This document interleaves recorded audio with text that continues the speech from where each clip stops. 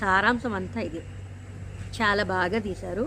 మనం మంచి చేసినా, చెడు చేసినా సైకో లాంటి వాళ్ళు తగిలితే మనం వాళ్ళని ఇబ్బంది పడ్డం తప్ప మనం వేరేమీ చేయలేమన్న ఉన్న తప్పు చేయనప్పుడు, మనం వేరే వాళ్ళకి మంచి చేయనప్పుడు ఏదో ఒక రూపంలో మనకి మంచే జరుగుతుంది.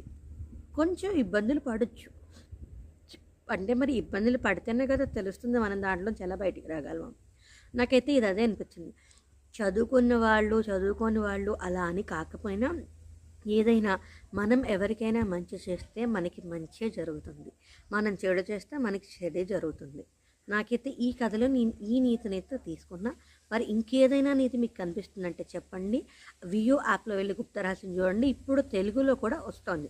నేనైతే హిందీలో చూసాను, ఇప్పుడు తెలుగులో కూడా వస్తుంది. చూడండి, చూసి ఎలా ఉందో చెప్పండి. నేను చెప్పిన రివ్యూ కానీ, నాకు అర్థమైన సారాంశం, నేను చెప్పిన సారాంశం అందులో ఉందో లేదో కూడా చూసి